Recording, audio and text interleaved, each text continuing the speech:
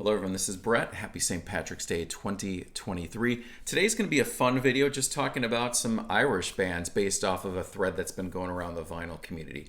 Before we get to that, if you are new to my channel and have not yet subscribed, please click that subscribe button. I look forward to interacting with you in the comments section. So, MGKBoston, I'll leave a link to his channel. Last week he posted a video and a thread for spelling out Ireland by using either the first letter of an artist or an album title. And I've been watching some of those videos, but I thought I'd take it a step further and only show Irish bands spelling that out. And I'm going to use the title, the first letter of the titles of albums exclusively from Irish bands. So let's kick things off here. JJ72's Eye to Sky, I for Ireland. Alternative rock band that was around for a brief period of time. They released 2 albums, their debut in 2000. Eye to Sky came out in 2002. They released a couple singles after that and called it a day. If you're unfamiliar, the sound, the closest representation of a band I would say would be Placebo. Favorite songs on this one, Formulae, Always and Forever, City, great stuff from Dublin. And Hillary Woods was the bass player on the first 2 albums, and years later she came out with a couple of solo albums on the Sacred Bones label, which I know I've talked about in the past. That's her debut solo right there, that blue one, called Colt, C-O-L-T. But yeah, there's I for Ireland. Next up, the R in Ireland. Of course, we have to have Thin Lizzy in here. This is their second to last album, the 11th one, Renegade, with the late, great Phil Lynott, featuring Snowy White as one of the guitar players on this one. Favorite songs on this one, Angel of Death is a great one, opening track, Hollywood, Renegade, Thin Lizzy, R, Renegade. All right, next up for representing the letter E from Limerick, Ireland. This is the Cranberries debut. Everybody else is doing it, so why can't we? Starts with E. The 1993 debut, of course, featuring the late, great Dolores on vocals. This is the Barnes & Noble exclusive on a beautiful red. This had Dreams and Linger, which were the huge singles back then. My favorite track on this one is probably Sunday, but from beginning to end, this album is such a, you can just get lost in this vibe. So there is E. All right, next up is the letter L. All right. The shoegaze masterpiece from My Bloody Valentine, 1991's Loveless. Layers and layers of guitars, just from beginning to end. Such a fascinating piece of work. Favorite songs on this one. The whole thing is just great from beginning to end.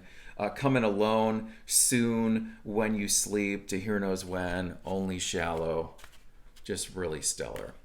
Definitely needs to be in your collection. That's L. So far we got I, R, E, L. Now we'll take a turn to something a little bit more obscure for the letter A in Ireland. This is the album All God's Men from Blue in Heaven. Another Dublin band around for just 2 albums. This was their debut. They released one other one before they disbanded. They started out releasing a couple singles through Mother's Records, which was a label started by the guys in U2. And this was produced by Martin Hannett, the famed producer, worked with Joy Division on their first 2 records, along with many others. So you really get that post-punk sound, especially on the snare drum, you really recognize it. And the track In Your Eyes is where, to me, it really comes through. The opening song on this one, Sometimes, which really should have been a huge hit because it's such an incredible, beautiful song, really emotional. Yeah, that's A, All the God's Men from Blue in Heaven. And a lot of their records you can pick up for pretty cheap if you find them in the bins, and I highly recommend just grabbing one. I think you guys will dig. All right, the letter N. An underrated, kind of an unappreciated album in U2's catalog. This is No Line on the Horizon. I've always loved just the stark artwork, and to me, the production of this element really reflects that photograph on the cover. It's always felt like a kindred spirit to 1984's The Unforgettable Fire. Both of those albums have this kind of murky, cloudy production to them, which I think really suits the songs well. I think U2, since probably the pop album, haven't chosen the best lead-off singles, and case in point on this one, when Get On Your Boots, which was kind of more of a upbeat pop song in a way, which was really not representative of the rest of the sound of the album, and I think that probably scared some people off. But some of the other cuts on this record are just absolutely great.